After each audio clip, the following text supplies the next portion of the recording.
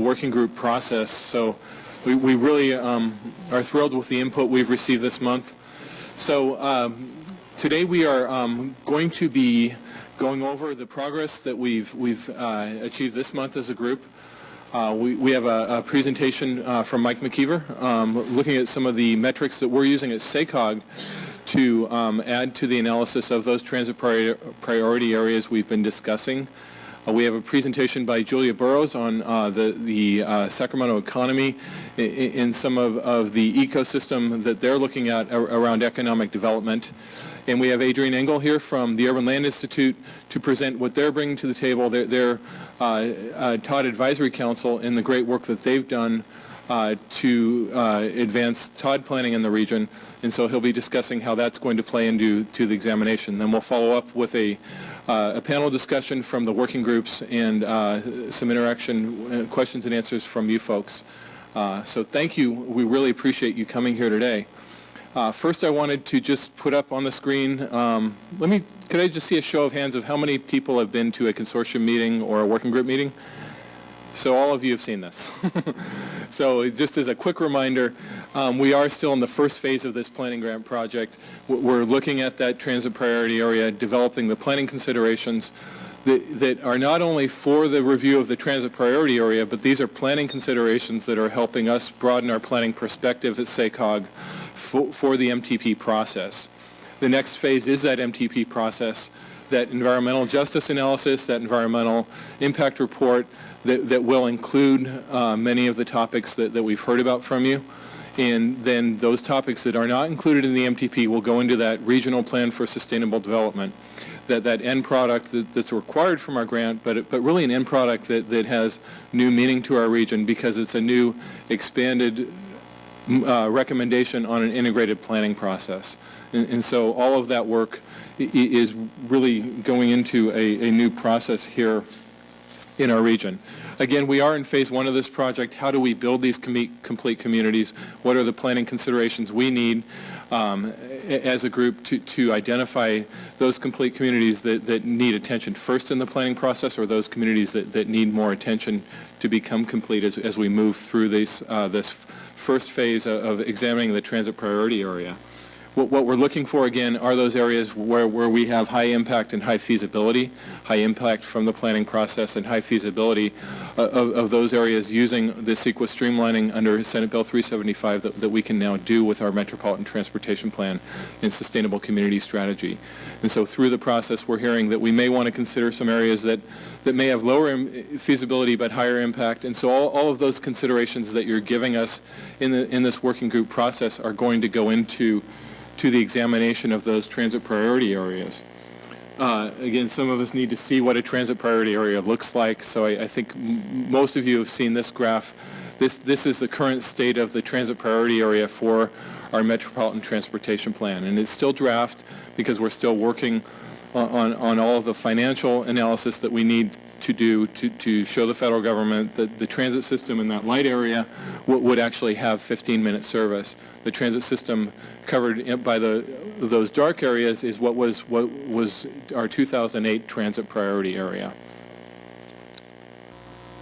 So what we've done in April, we've had some great working group meetings, two working groups, two meetings of the Equity, Housing, and Health Working Group, where we've received great input on a whole range of considerations that we're trying to now quantify. Can we find information for all of the information, all of the topics that you've suggested? We've had a working group, the Economic Development Working Group met and gave us some great topics to consider. And the Natural Resources Working Group has had their first meeting. And so we're thrilled to have all of those meetings and all of your involvement and attendance at those meetings. We'll have some of those coming up again in May. We sent out a solicitation for the transit priority areas to our member jurisdictions because one of those first criteria we've identified is that we need a willing jurisdiction to work with us on identifying those planning areas that can receive streamlining under Senate Bill 375. And so we've asked our jurisdictions which areas are most likely to use that streamlining in the next 2 to 10 years, so that we aren't closing it in too much, but really realizing that where we're spending our very limited planning dollars, that we're investing those in areas that can show success for our region. So as we move into May and June, we're going to look at those transit priority areas that are submitted by our jurisdictions. We'll have those here for you at the next consortium meeting. We're going to look at those considerations, have the full list of considerations that we can undertake right now, quantify for prioritizing those areas, and looking at those that are most ready for further planning in this round of our MTP update. We'll have a regional consortium meeting, probably not here next month, and so we're going to really try and stick to that, to moving it to a more conducive environment for table exercises next month. And so we'll have that meeting on May 25th, where we'll have both the areas that have been submitted. So we'll have some of those areas identified on the map much further. We'll show what we're actually screening this time, and then those planning considerations, those criteria that we've heard about through the working groups that we can address this time.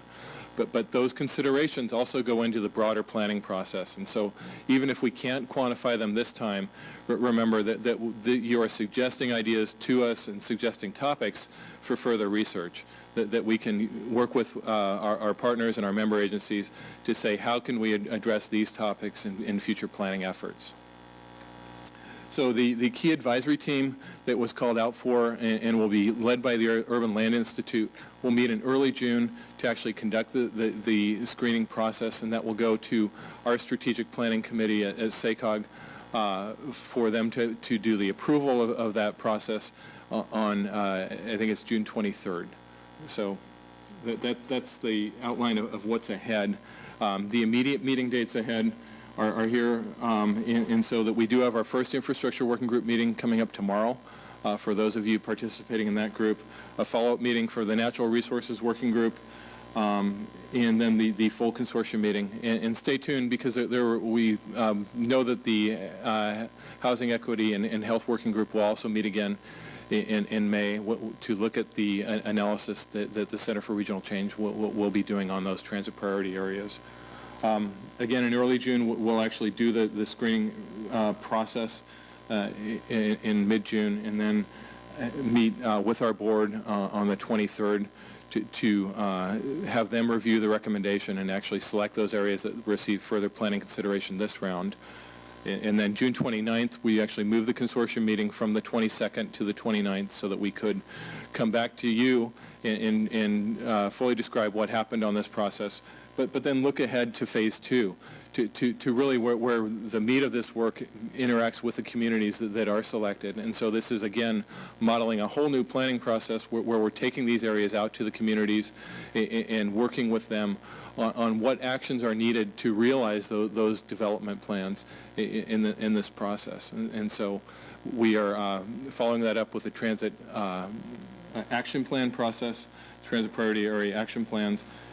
Some of the consortium meeting topics that we have coming up, we'll investigate those best practices in July, and then we're looking for speakers for August to talk about the market realities in our region, to really build on what you'll hear from Julia today, as far as what can we do in this new economy that we're in, and what are the market realities for these action plans, and how do we involve the community in developing those areas. Starting in September, we get into the Regional Plan for Sustainable Development, that third element of the grant. And so this is where we're trying to take the planning considerations that you have all told us about and see where can we work to develop a more integrated planning process through recommendations on how could we recommend for federal and state realignment of some of the regulatory processes we're all undertaking in our region. Can the Sacramento Housing and Redevelopment will be doing an enhanced regional housing plan that's a big component of this regional plan for sustainable development. And then we'll also consider the recommendations we've heard on the economic development from the Economic Development Working Group and the Natural Resources Working Group as we go through this process.